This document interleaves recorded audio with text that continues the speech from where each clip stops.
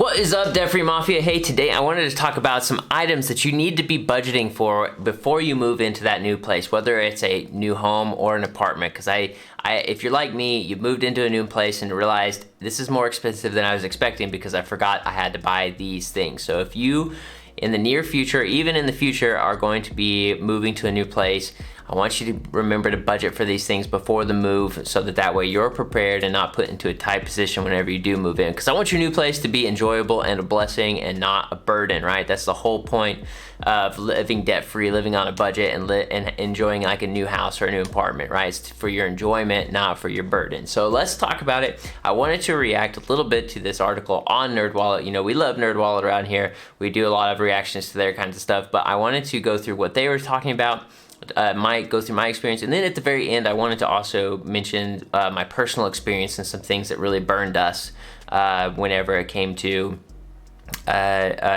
moving into a new home that I had no idea because I'd never moved into a new home before. So I wanted to share my thoughts with that at the end as well. Guys, if you don't know me, my name is Rick. I am a financial coach. I'm the owner of the Debt Free Mafia, and I want you to join the Debt Free Mafia. If you're about that debt-free life, if you're about that life of living financially free, go ahead, hit subscribe. I'd love for you to be a part of this channel. It's growing like crazy. I'm hoping to hit 1,000 subscribers by the end of the year. That's been a goal for mine from the beginning. We've grown like crazy just the last 2 months, so I'd love for you to be a part of it. Love for you to be a part of the OGs. That's what I'm considering everybody before 5,000 subscribers, the OGs. So I'd love for you to be here before we get there. Let's go ahead. Let's jump into it. So I'm going to share my screen, and we're going to talk about NerdWallet's. They have 9 moving costs to pack into your budget. So a lot of these writers, I had the fortune of meeting several writers that write for NerdWallet while I was at FinCon, so it was super cool to start to meet some of the people that have written articles that I've read before. So that was really cool. A lot of people are finance nerds and be able to talk to them. So the first one is packing materials and equipment. Most people kind of expect this because, you know, you're gonna have to move, and all of a sudden you got to come up with 37 cardboard boxes, and you don't know where you're gonna get them, and then you go to Lowe's or Home Depot to buy them, and they're super expensive. Fortunately for us, whenever we moved the first time, my father-in-law grew up in the peanut business. Well, he didn't necessarily grow up in the peanut business, but he was always around the peanut business, worked for peanut companies. They have these boxes that they ship bags of peanuts in, and they're just laying around. So they had a ton of extra peanut boxes. All of our boxes when we first moved said Portales Valley Peanuts. It was pretty funny. But that's what we moved everything in because it saved us a ton of money rather than buying the boxes at Lowe's or Home Depot. There are some other options where you can buy them wholesale cheaper. So plan ahead. Try to buy your boxes somewhere else, or ask people if they have boxes lying around that they could donate to you. That's a really good one as well. So, all right, excess cargo.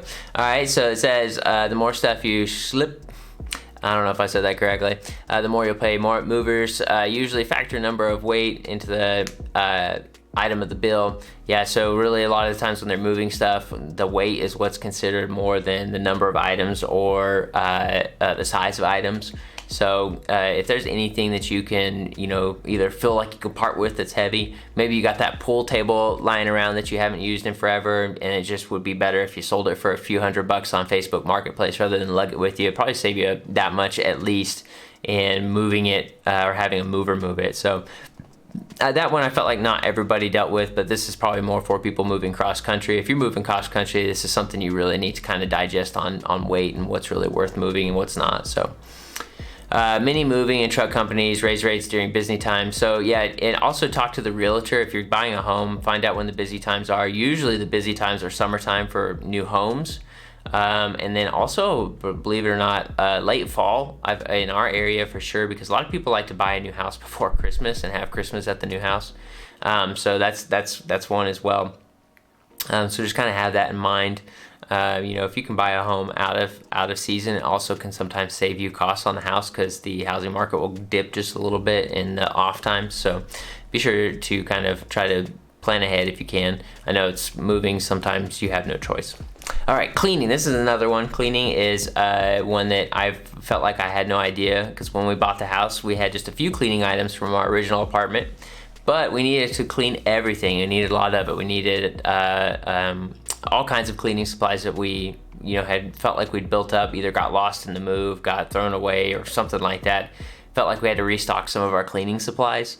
And that can be just a little bit costly, right? That's an extra $50 to maybe even $80 on your grocery bill just from needing new cleaning supplies. So kind of expect that. Utility, yeah, this is one also because you're going to need deposits on certain utilities. It depends on your area on what you're going to have to do there. Also, connection and installation fees, right? It's what it's talking about. Also, like for instance, internet. Most internet providers, I think, hook up for free, but every now and then there's probably a local provider that might charge you for an installation fee.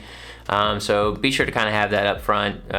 Try to get those quoted if you can, or find out what they are beforehand before you get moved in and find out that, yeah, this is super expensive. So I want you to be thinking about that. All right, food.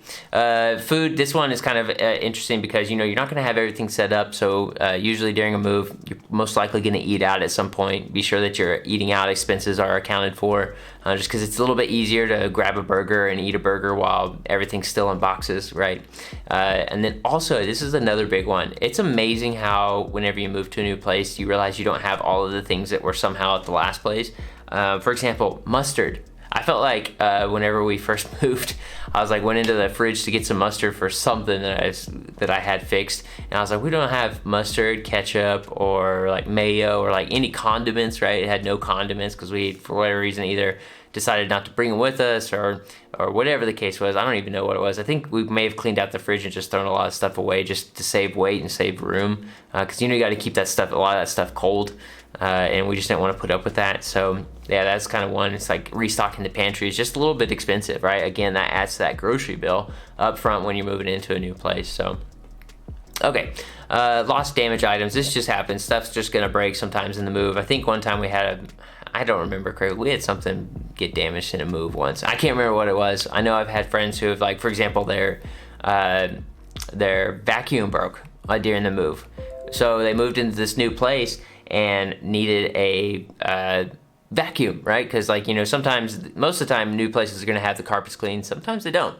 And you want to be able to at least vacuum and keep it clean. And a broken vacuum, that's kind of an expensive charge up front, too, especially if you want, like, a nice vacuum to replace it.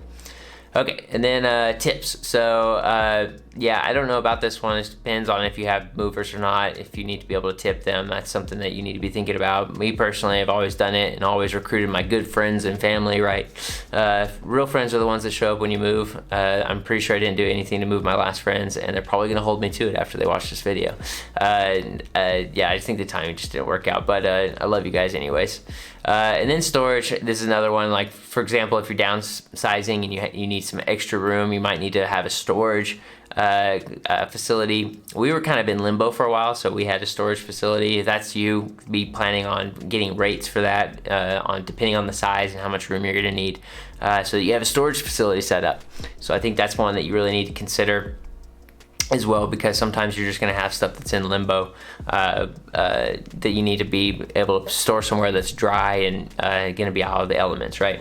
So, and then for me personally, so I kind of want to talk about some of my experience, because there's one expense that I did not plan for that was just expensive, and it's been expensive both times I've moved into a home, and that especially if you're moving into a home, and this also applies to apartments if you're planning on being there long term, but that's curtains. The first home we built was a brand new home, and we realized that all of the windows were wide open. They had no blinds, no curtains. So we had to buy curtains, curtain rods, blinds, all of that stuff, and that is expensive. And this latest home that we moved into needed new blinds also, and it's an older home, so it was like custom sized windows. So we had to get the blinds custom sized. And yeah, it was like an extra $300 or $400 that I was not expecting to spend on just a few of the windows in the main living area / dining room. And that caught us off guard. So I want you to be kind of thinking about that. What are you going to have to add to the home?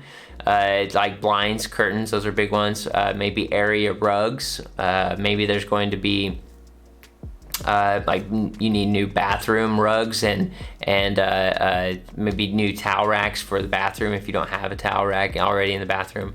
There's just all kinds of different little expenses. So I would always, kind of urge everybody to have anywhere from like $1,000 to $2,000 set aside just for miscellaneous things that you realize you didn't need that the house didn't already include. Because we just didn't want people looking at us at night after we turn off all the lights, because all of our windows were going to be wide open, right? So be thinking about that. That was kind of a big one. And then also I would urge you to make sure that you got that emergency fund funded before you move into this new home, because there's just things that your home warranty might not cover, that you might not be expecting, right? Certain leaks that were okayed that later didn't come over the home warranty. Same friends that just recently moved had that problem. So that's something that you want to be sure of too. I don't want you to use your emergency fund as your down payment. That's a silly thing to do, because it's just going to end up being really stressful if something goes wrong. And if you've ever moved before, something goes wrong usually every time. That's just life. We live in a broken world, right? So let me know in the thoughts before. Is there anything else that you think you should be people should be budgeting for when it comes to moving that I may have left out? Guys, I appreciate you so much for checking us out. Again, hit subscribe, hit like. That really helps me out. I'm so glad that you're a part of this and so glad you checked out the video. I hope this was helpful for anybody that's about to move. Guys, I hope you have a really great day. We'll talk to you in the next one. Peace.